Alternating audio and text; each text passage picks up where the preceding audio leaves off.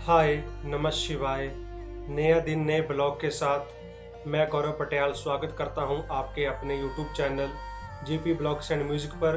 तो आज का ब्लॉग जो है, यह blog Himachal heritage village Palampur के ऊपर रहने वाला है।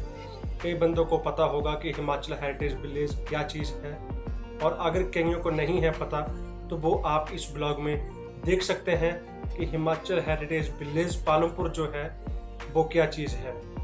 और इस ब्लॉग की शुरुआत जो है वो हिल्स एरिया से शुरू होगी, और दूसरे नंबर पर मैं आपको जो शेरशाह मूवी की शूटिंग हुई है सौरभ वन विहार में, तो वो भी आपको इस ब्लॉग में देखने को मिलेगा। तो इस ब्लॉग के साथ बने रहें, आपको बहुत ही आनंद आएगा। हिमाचल प्रदेश की इन खूबसूरत रमणीक पहाड़ियों के बीच बसा हिमाचल हेरिटेज विलेज पालमपुर, जो कि बहुत ही खूबसूरत गांव बनाया गया है। आपको उसे देखने में बहुत ही आनंद आएगा और बहुत ही मज़ा आएगा। तो हिमाचल हेरिटेज विलेज पालमपुर को बताने से पहले मैं आपको शेरशाह मूवी की शूटिंग लोकेशन बताता हूँ। तो ये हम उस लोकेशन पर पहुँच चुके हैं, और यही वो ब्रिज है जहाँ पर सिद्धार्थ मल्होत्रा जी बाइक लेके आते हैं। तो कुछ एक सीन जो है शेरशाह मूवी के वो सौरभ वन विहार पालमपुर में भी शूट हुए हैं, क्योंकि यह मूवी कैप्टन विक्रम बत्रा जी के ऊपर ही निर्धारित है, और कैप्टन विक्रम बत्रा जी का जन्म स्थान भी पालमपुर ही है। तो लीजिए मित्रों, मैं हिमाचल हेरिटेज विलेज पालमपुर में पहुंच चुका हूं। तो मैं आपको बताता हूं कि हिमाचल हेरिटेज विलेज क्या चीज़ है। हिमाचल हेरिटेज विलेज पालमपुर जो है, यह एक विरासत का छोटा सा गांव बनाया गया है।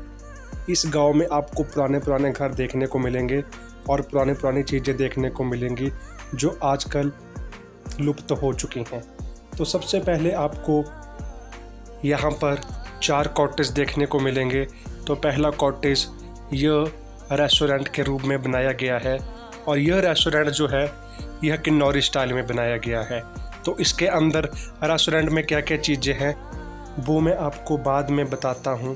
पहले हम बाहर का सारा एरिया कवर कर लेते हैं। तो ये आप देख सकते हैं, पहले ज़माने में ऐसे ही शेड बनाया करते थे बैठने के लिए। तो आजकल ये चीज़ें लुप्त हो चुकी हैं। तो आप हिमाचल हेरिटेज विलेज में इस चीज़ को देख सकते हैं। उसके बाद यहाँ पर फुलबाड़ी और फलबाड़ी भी है। यहाँ पर हर प्रकार के फल लगे हैं, सेब, नाशपाती इत्यादि। उसके बाद आगे भी इन्होंने 4-5 पेड़ों के बीच में छोटी सी जगह में 4-5 कुर्सियाँ लगाकर और टेबल लगाकर यहाँ पर भी बैठने के लिए बनाया हुआ है। तो सामने आप पेड़ पे देख सकते हैं कि एरो लगा के उन्ना लिखा हुआ है। तो अब मैं आपको उन्ना कॉटेज की तरफ ले चलता हूँ, लेकिन उससे पहले मैं आपको एक यूनिक सी चीज़ बताना चाहता हूँ। मैं आपको जूम करके दिखाता हूँ। ये देखिए कितना प्यारा सा इन्होंने छोटा सा घर जो है वो पेड़ के ऊपर बनाया है। अब ये आप उन्ना कॉटेज देखिए किस प्रकार की इन्होंने पैड़ियाँ बनाई हैं। ये पुराने ज़मानों में पैड़ियाँ होती थी, और पहाड़ी भाषा में सीढ़ियों को पैड़ियाँ ही बोलते थे।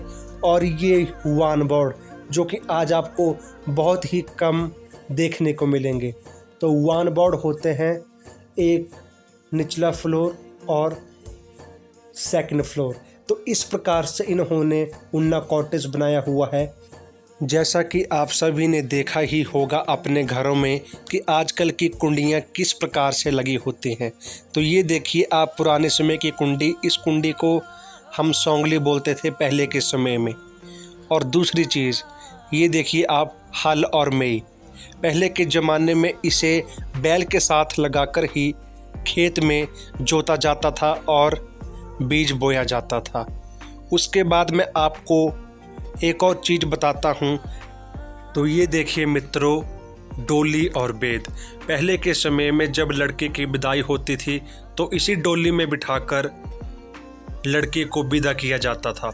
और ये जो आप साथ में बेद देख रहे हैं, तो इसी बेद का मंडप बनाकर लड़का लड़की को बिठा के उनकी शादी की जाती थी।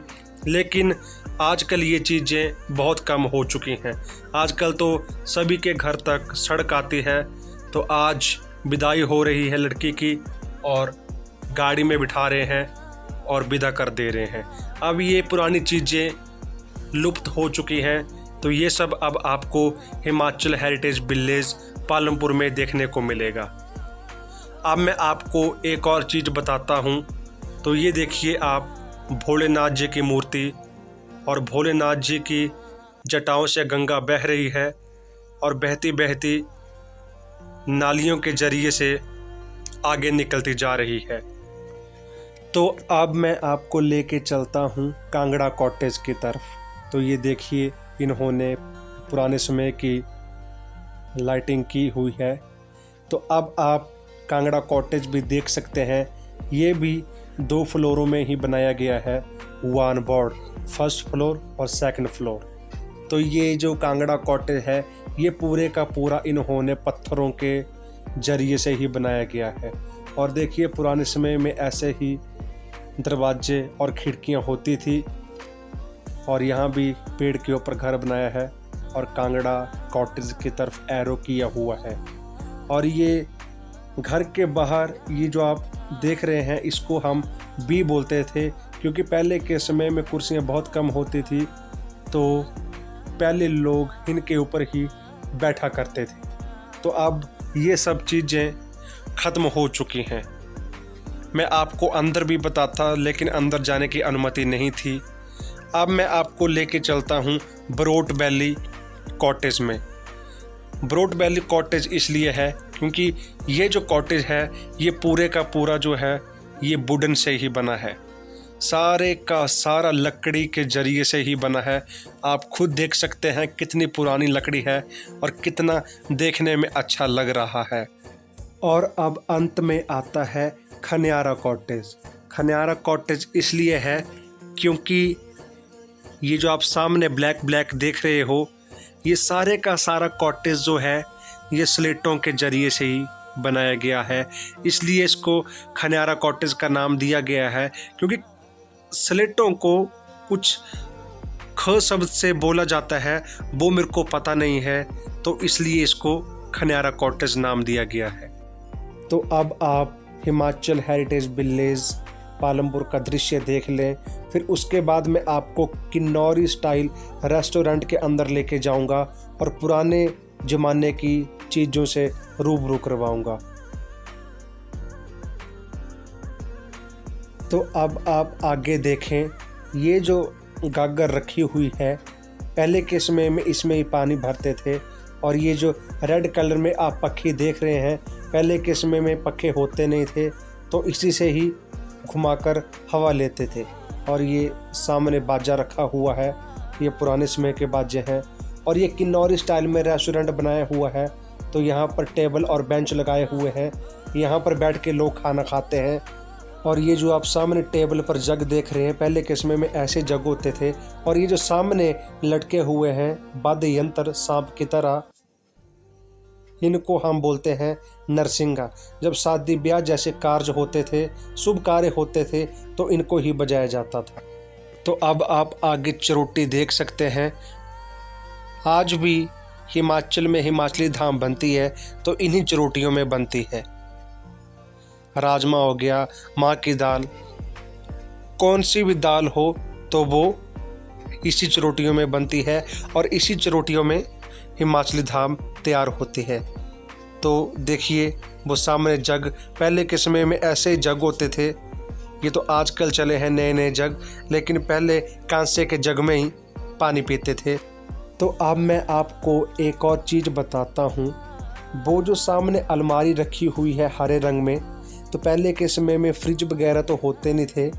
तो जैसे कि लोग खाना खाते थे तो खाना बच जाता था, आटा चावल दालें वगैरह, तो वो ऐसी ऐसी अलमारियों में ही रखते थे। हमारे घर में भी आज ऐसी अलमारी है। और ये आप सामने देख सकते हैं कांसे के लोटे और कांसे के गिलास और कांसे की थालियाँ। पहले के समय में इन्हीं थालियों में खाना खाते थे तो बीमारियाँ नहीं लगती थी।